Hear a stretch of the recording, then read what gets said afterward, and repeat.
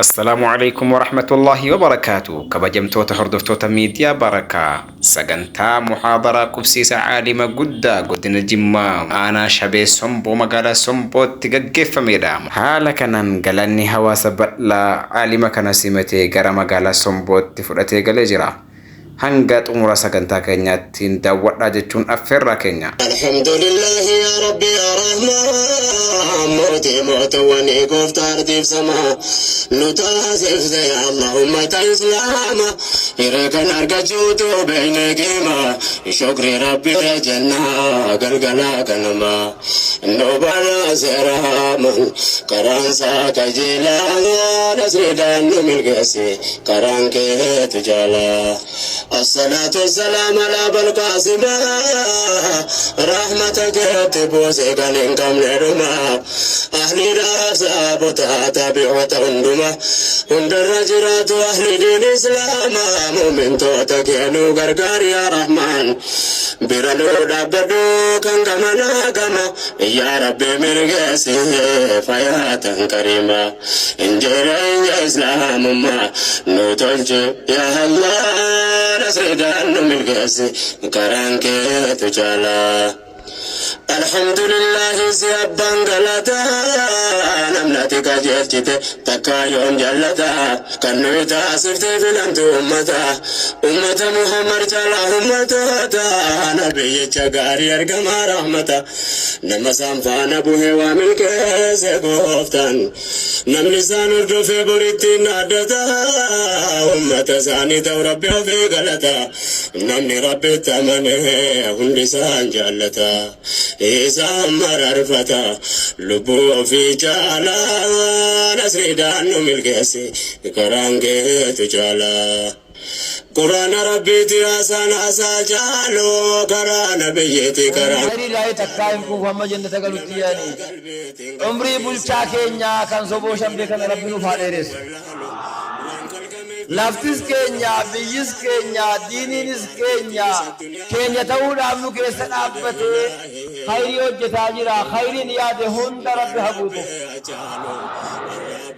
حما جرت أدم غار دكتور أبي كبي هم يتا كان رب العالمين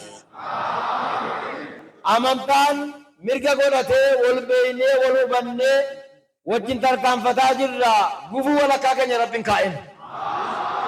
غرا ورتنا كندتي خيري وجن مرة تاجرا نما خيري وجت رب الواتاسيس لا فرلا بنة لا فقافة تاجرا لا فقافة نكرة سيادة من رب تاجرس بسم الله السلام عليكم ورحمة الله وبركاته نجي تكبر كل أما يتكبيرا قداسا الربي من اتنو دي بيسا يعني موت ما كان يقول قدتنا ما في الأنير لما يتركان القب سير ما قوتو يا تابن ولنو في الأنير نفي الأنير نتي انت مونتو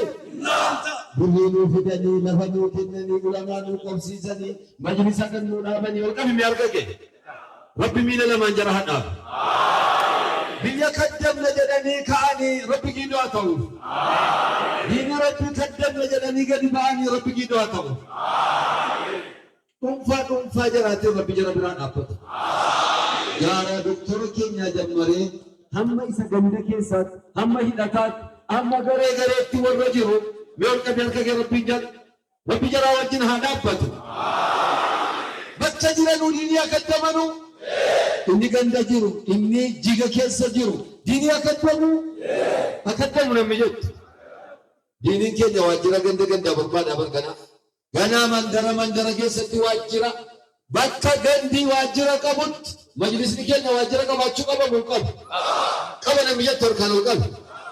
جرم واجرون كنني لبس رجالني انت أقولتو كان جرام ربي هيجار دنيا جرا آخرة جرا ربي هيجار جيدو ربي هاتوف أواسك ينسين اللي ربي جيدو هاتو حتى دتشي كان الرتش جندا كانت تجمعني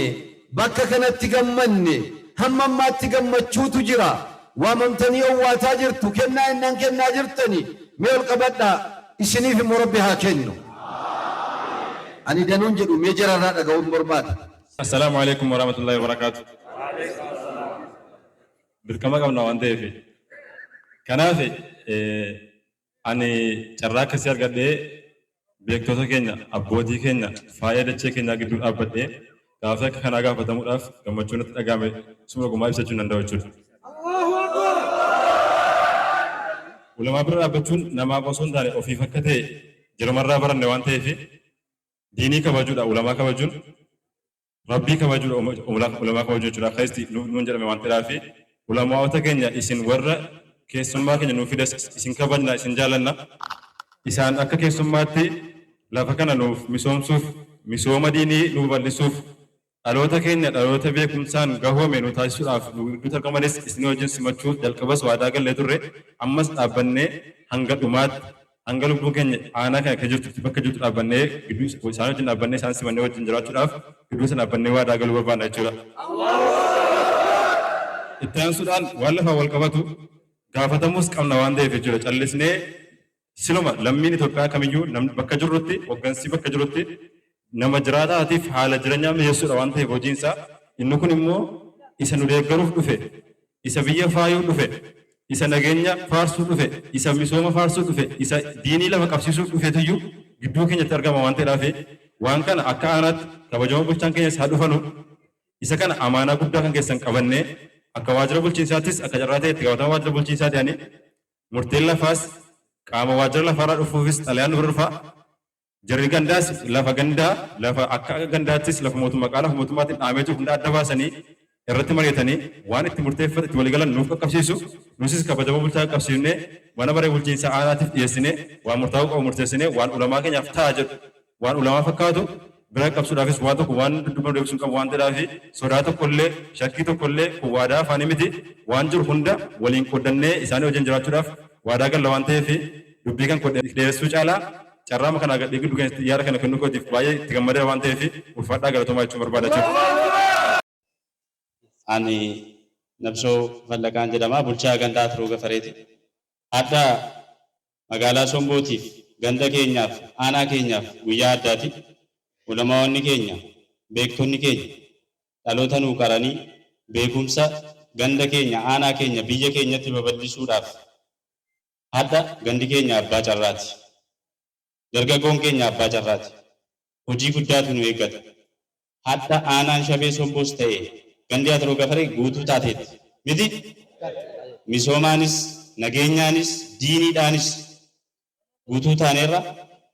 akkuma obboleessi koo Yaasiin Kadir asii kaase wantoota isaan barbaachisan kana booddees wantoota ta'uudhaa qaban hunda jara horee keenyaa wajjinis taanee mari'annee akka dhuunfaattis kunuunsuun dirqama qabna waan ta'eef keessattuu dargaggoo magaalaa keenyaatiif wanta dhaamsa godhu guyyaa hadhaa amaanaa guddaa fudhataa jirra. Nama keessummaa kana ulamaa kana kunuunsee itti fayyadamee magaalaa keenyas guddisee aanaa keenyas guddisee misoomaanis diiniidhaanis bakka darasoonni biyya fayyadan biyya keenya keessaa akka baanuuf itti gaafatamummaa guddaadhaaf amaanaa guddaa fudhataa jirra waan ta'eef hadda dugda hidhachuun jechuudha. Hadda bakka hin mallee mana keenyatti galuun. Kanaaf nutis akka ganda keenyaatti diinii keenya babal'isuudhaaf nageenya ganda keenyaa eegsisuudhaaf halkanii guyyaa hojjenna. Keessummaa keenyas amaanaa keenyas anis isiniin abdadhee rabbii gaditti ummata ganda keenyaa abdadhee nuti abbaa carraati keessummaa fuuldura keenya ramadaana dhufaa jiru kan ishqiidhaan du'aayiidhaan akka soomnuuf nageenya keenyas misooma keenyas cinaa keenya dhaabbattanii akka deeggartan ulamaa kana immoo akka dhuunfaattis akka mootummaattis deemnee zayyaraa jajjabeessaa waan nurraa eegamu hunda kan goonu ta'uu maqaa ganda keenyaatii fi maqaa kootiin mirkaneessuun barbaada. Salaamu alaikum warahmatullahi. Ijoollee keenya kana rabbi nuuf haa guddisu. Mootummaan eegasii bakka namni kana walitti qabame iyyuu hin jaallatu dhufuu miti. Waa hedduu dabarsinee beekna. Amma immoo hin dhufanii hin eeyyamanii hin dhufanii nu eeganii eeganaa waa nuu kennuudhaaf karoorfataa jiranii. Rabbiin guddaa waan guddaa rabbi jaraaf haa kennu. Rabbi jaraaf haa kennu. Ilmaan keenya biyya keenyaaf hojjetaaranii rabbi jaraa guddisu. biyya kana biyya milkeenya biyya khayriin itti walga'i rabbi nu bataasis shabee sombo rabbi diiniidhaan isina shallamu ulamaa fudhattanii quraana qubsiistanii hadiisa qubsiistanii rabbittiin sinaa fayyadu duniyaa fi akhiraa keessa rabbittiin sinii haa tolchu rabbiin biyya keenya mootii keenya mootummaa keenya ummata keenya rabbi nuuf haa jiraachisu nagaaf nagaadhaan misoomaan jiraachuu rabbi qooda keenya haa taasisu ijoollee keenya rabbi sadarkaa isaanii ol nuuf haa kaasu isa gandaa isaanii rabbi ol nuuf haa kaasu rabbi biyya harkatti haa eegu alhamdulillahi rabbil aalamiin allahumma salli bismillah alhamdulillah wahda والصلاة والسلام على من لا نبي بعد أما بعد السلام عليكم ورحمة الله وبركاته والرسول بو أنا اللي إسن اللي بقهر رانوغي قال الله عز وجل في آيات الكريم إن الدين عند الله الإسلام أي الدين المردية والمقبولة عند الله الإسلام ربنا كان جدا أمنتين جالتمان أمنتين فلتمان أنا برت إسلام ما داجد مالف جنة وإنما كان الإسلام دينا مرديا ومقبولا عند الله وأني أمنتين إسلاما أمنتي جالتما فلتما تيف الدنيا كان الرا أمنتين كمشاني داولي سنة كيسا وأني أمنتين إسلاما أمنتي جالتما فلتما وأني تيف لأنه لا يأمر بشيء إلا حسنة نفس سليمة أمنتي إسلاما كانت وننتنا ججو وانغاري ملتنا منججو ولا ينهى عن شيء إلا قبات نفس سليمة واني أمنتي إسلاما جالة ما تيب إساتيو وانفكتا راملمو نمان أو وإنما كان الإسلام دينا مرديا ومقبولا عند الله واني أمنتي إسلاما أمنتي جالة ما فلتما تيب لأنه دين أعطى لكل ذي حق حقه أمنتي وهندا فيو مرقا كنه أعطى للرجل حقه المناسب له إرى في الله حق إسامل كنه وللمرأة حق المناسب لهن دبرتوتا في الله حق إسافرد حق أجرى في مو ناس بوجد وإنما كان الإسلام دينا مرديا ومقبولا عند الله أيضا وأن أمنتي إسلاما أمنتي فلتما جالتما لأنه دين أعطى للحيوانات والنباتات أمنتي إسلاما كلب قبيدا في لب قبيدا في اللي مرقكن وإنما كان الإسلام دينا مرديا ومقبولا عند الله وأن أمنتي جالتما أمنتي فلتما لأنه دين حياة دين مجرينياتي دين أكت نياتنو أكت أغانو أكت كانو أكت ديمنو واي فودا فيرما واي دعا كان لالش سيكن مالف جنان ونن درا ولي همات الرسمبو كان يرويد ture waluma bayna garu wanne manurra taye jedhe namni sheeka namni sinitti beeytanu nama sila taayeduma nama qarasisu male yoki jolle nama barsisu male kan immoo janazaadha salaatul janazaa nama dhaqu male gati sheeka namni beeku waa afur haqiiqaa sana nama hundaa galuu dandeenye jiran tokkoffaan waahin islaamummaa kun nama hundaa galuu danda'u saaniyan lammaffaan waahin quraanaa nama hundaa galuu danda'u saalisan sadaffaan waahin rusultootaa fi ambiyoota nama hundaa galuu danda'u raabiyan haqiiqatul ulamaa waanin ulamaa kun immoo nama galuu danda'u jedhu kanaaf yaa warra somboo keenya annan gabaabsa wannan isiniin jedhu aalimni amma isinitti dhufee jedhee hamma yoo rabbi isin baase malee ba'aa fi attanii jirtan arranuti warri saqqaa akkama mana barumsa keenya rawdatul ilmi caffee barumsa ka jedhamu kanarraa akkinu dhufnee jenne ba'aa yoo rabbi isin baase malee ba'aa guddaa isinitti finne ba'aan guddaan sun maal yoo ka jedhamu ta'ee jedhee waa'in shari'aan kun amriin isaa cimaadha har'a sheeka fidanii yoo duuti keenya duraanii hin jijjiiramin sargii keenya duraanii hin jijjiiramin uffannaan keenya yoo hin jijjiiramin dhugaatiin keenya yoo hin jijjiiramin haalli bahiinsa keenyaatiif galiinsi keenya yoo hin jijjiiramin yoo mooniidiin keenya hin jijjiiramin qonni keenya yoo hin jijjiiramin ogummaan keenya yoo hin jijjiiramin horsiisumtii keenya yoo hin jijjiiramin yoommoo namni asittis waa'in haydiin baratamin istihaadaan baratamin nifaasaa hin baratamin yoo mirgi waa hundaammoo as keessatti hin eegamin ba'aa ofirratti baadhatudha kanaaf warra sombootii wannan dhaamsa isinirraa dhaamu har'a ba'aa guddaa fiinnee isinirra kaa'u jira baakana namni gariin yeroo marra kaanii jiran akka gaangee ajaatti ka ofirraa darbu jira. Gariin immoo ba'aa immoo baadhatee immoo ka ittiin immoo ciisu jira. Gariin immoo ba'aa kana immoo baadhatee ka jallifatu jira. Gariin ba'aa kana baadhatee ka ofii isaatii haga umurii isaa baadhatee ilma ofiitti ka dabarsu jira. Kanaaf warra somboo har'a mirqaana ta'uun bareedaadha. Mirqaana kanaa wajjin borillee akkam jirra. Dubartoonni keenya baratuu qaba, dhiirri keenya baratuu qaba, xiqqaan keenya baratuu qaba, guddaan keenya baratuu qaba, ulamaa'iin keenya baratuu qaba. Har'a seenaa sheeka keenya, xaaliba keenya, barataa keenya yoo karaa gabaabinaan ka isinii ibsu ta'e, fakkeenyaaf namni kun fiildii hadiisaa abbaan barbaaddanii jettan irraa qara'uu hin dandeessan. Saaniyaan isa lammaffaa namni naawii barbaaddanii jettan qara'uu hin dandeessan.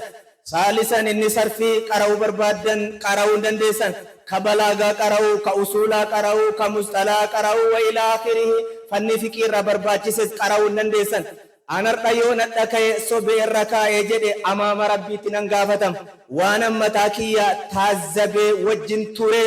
gara tokkoon immoo namni kun nama waggaa 3 na bira turan. Sanaan achis bakkootii hedduu garagaraatti illee waanan seenaa isaanii quba qabuuf waliin majlisa bakka biroo waan turreef. Kanaaf namni kun immoo nama barumsa keessatti gahee qabu waan ta'eef har'a zabanaa islaamummaan nuu tolee yeroo akkana gara mootummaatiin gara ulamaatiin mijaan akkanaa nu argamu har'a yoo sheeka finne akka kanatti ka deemnu ta'an imaamni yoo haala duraanii irraa hin jijjiiramne aalimni duraanii yoo fannii tokko ka beeku ta'ee fannii isa dhibde yoo dhufe kan hin baran maal sheekaa waan fayyadu maal qaba. Rabbiin durumaanuu sheeka kana rizqii waan dabarsee jedhe yoo isin gootanii gootuu dhabdanusi sheeyni akka nyaatu irraa hafuu hin qabu. Rabbiin azalitti waan dabarseef jecha kanaaf dhaamsa warra sombootti wannan isinii dhaamu dhiirri keessan dubartiin keessan xiqqaan keessan guddaan keessan akka sheekarraa baratan isiniin jedha. Maaliif jennaan sheeyni sadarkaa tokkoffaatti wanni dhufeef sheekan biyya keessaa imaaman biyya keessaa qaraa'ise ittiin aansee khuxabaa warreen silaamoo nama gorsan akkuma kana dhiirallee dubartiillee qeerroollee qarreellee haa barsiisudha. Faaniyaan isa lammaffaa immoo waahii darasaa qaraasisuun sadarkaa lammaffaarraa. Kanaaf akkanatti beekuu qabdan. Akka immoo warra immoo mootummaatti wanni dhaamsa tokko isin bira keewwadhu amaanaa tokko. Bakka hundatti mootummaan kun sadarkaa tokkoffaa irratti galanni rabbii haa jiraatu isa lammaffaa irratti mootummaadha haa ta'u. Nuti akka fakkeenya yoo fudhannee jennee akka magaalaa saqqaatti wallaahi maqaadhaafi anatuyyuu barsiisaa ranaan jedhan malee haqiiqaatti namni naa wajjin barsiisaa jiru hawaasa guddaa na jalaa barsiisaa. Ulamaa'iin keenyas bakka hedduu fakkeenyaa fi warra majlisul aalaa ta'anii jedhanis namootiin immoo imaama ta'anii jedhanis warra majlisul aalaa aanaa kanarrallee dabalatee amaanaa kana yeroo nuuf inni hawaasa qofa keenyarraa kaa'utti hin jiru. Isa olaanaa irratti namni nu irra kaa'u jirru warra aangoo ofirraa qabanu warra mootummaa warra majlisul aalaa biranuu dhaabbadha isiniin jedha. Maaliif jennaan yoo isin immoo baada rabbiitii biran dhaabbateen har'a kunoo fakkeenyaa fi isin bakka jirtanuttu wanni isin kaa'amtaniif dhimma muslimaatiin waan kaa'amtanii jettan har'a immoo waan immoo bakka hundaaf fe'attanii dhuftanii jettan galatoomaa isiniin jedha. Har'a qofa nutti dhufuu miti isa siichittis sheeka keenya bira dhaabbattanii warri mootummaan kun hanga dandeettii qabdan ogummaa qabdanuun nu bira dhaabbattanii isiniin jedha. Sheeyni kun immoo namni aalimaa kun faayidaa guddaa qaba. Faayidaa isaa isa tokkoffaarraa akka jara mootummaatti wanni nu isinii himnu biyya keenya keessatti baay'eedha akka aanaa saqqaatti nuti misooma guddaa gaggeessinee jirra. Wallaahi dhaga'uullee arguullee hin dandeessan misooma guddaa gaggeessinee jirra. Kana waan ta'ee jedheef wanni isin tokko beekuu qabdan namni aalimaa kun yeroo dhufee jedhee baay'ee mootummaadhaallee gargaarsa guddaa ta'a. Maaliif jennaan mootummaan nageenya barbaada sheeyni immoo sadarkaa guddaa irratti nageenya barbaada. Kaayyoon sheekaa sadarkaa tokkoffaarraa waa'ee nageenya tamsaasuudha. Isa lammaffaarraa immoo kaayyoon isaadha misooma tamsaasuudha. Kana waan ta'ee jedheef wanni aanaa shabee wannan isiniin jennu sheeyni kun faayidaa isinii qaba dhiiraafillee faayidaa qaba dubartiillee faayidaa qaba amaanaa sheeka kana isinittiin kenne galaa amaanaa kana fuutanii yoo jettan bareeda yoo amaanaa naa eedan yoo amaanaa kana eeguu dhabdanii jedhe fuuldura rabbiitti akka wal gaafannu kun beekamaa waan ta'ee jedheef kanaaf inshaallah dhiirallee dubartiillee xiqqaallee guddaallee warreen biyya bulchitan warra majlisul aalaa ta'uu warra kaan immoo qaama mootummaa ta'uu amaanaa asheekh Nuuraddiin isinitti kenneen jiraa isiniin jedhan. Kanaaf dhaamsa kana narraa fuutanii keessattuu odoo dhaamsa sana hin fixatiniin duratti waraqaan shaadaa barataa kiyyaa kabajamaa jaallatamaa kanan qaba. Egaa dura ta'an majlisul aalaa godina waraqaa shaadaa sana barataa kiyya kabajamaa kanaaf naaf kennitanii isiniin jedha. Allahu akbar, hasbunallah, amaanaa fuutanii hasbunallah. Amma waraqaa shaadaa kennamaa jira. Takbiir, takbiir, Allahu akbar, Allahu akbar, Allahu akbar, Allahu akbar, takbir, takbir, takbir, takbir, hasbunallah. Amaanaa fuune irra jedhime amma jala amaanaa fuune irra jala ta'e mootaale takbiraataatti goriga hin jennee jeel hin jennee jeel. Allahu akbar, Allahu akbar, Allahu akbar. السلام عليكم ورحمة الله وبركاته. الرباية الجمدة بكا كنس ننجا أنسينه إذا خالي الناس النجاي إيجا ربي كي يشاكري الحمد لله رب العالمين جدي أمني كينيا أمني أنا صنبو شبيرا إمام متين أسكي سجرتن قرين أسكي سجرتن شجمال الرا شطيب الرا وغنا مجلس أنا كان الرا هندي كيسن غلطة تسني ملا غلطوما نسنين جرا إتان سودان شيني فيا شيني قدان شيخ أول جمال نبرسي سودان نتتعبودان يروهن دا ددبو ملي تنكمودان ملي أدو تعبنو أدو ددبنو في دنيا سينا غودان إسان اللي غلطوما جتونين بربادا akkasuma abbaa fi haati kiyyaa akkasuma wasiilan kiyyaa fi eessumman kiyyaa rahimman kiyya na bira dhaabbatuudhaan fidanii asiin nagaanii jedhan alhamdulillahi rabbil aalamiin isinillee galatoomaan jedhaan.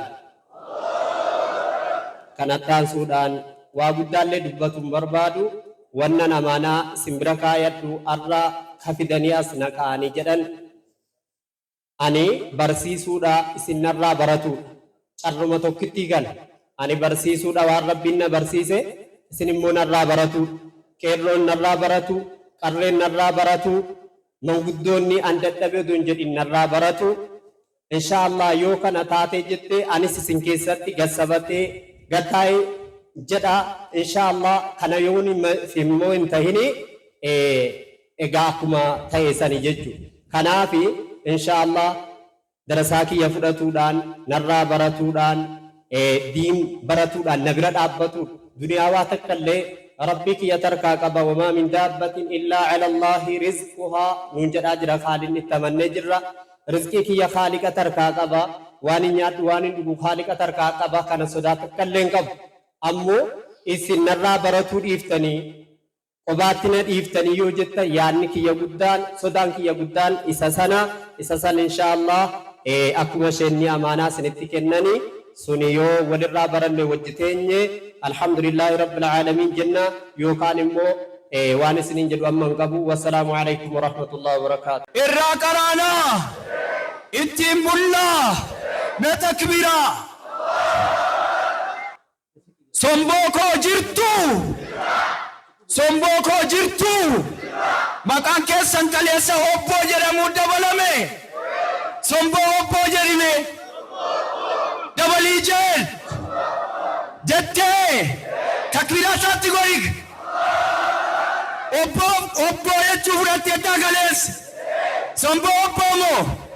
تكبير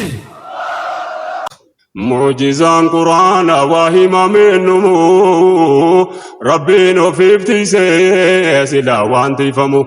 كان الدنيا نقوتون التجايبمو سمونا تقوتي نقوتون سايقمون قوتون دملي جملي نماف قبتمون kun qudraa rabbiitiin namaaf laaffifamuun kitaabaan amantee duniyaa irratti argamu tokkollee hifziidhaan namaan qabatamu rabbiin nu laaffisee shukrii jenna namu alhamdulillahi galata rahmaani. قناة البركة تقدم. ما هي البركة؟ البركة هي جند خفي من جنود الله يرسلها لمن يشاء من عباده، فإذا حلت في المال أكثرت، وفي الولد أصلحت، وفي الجسم قوت، وفي الوقت عمرت.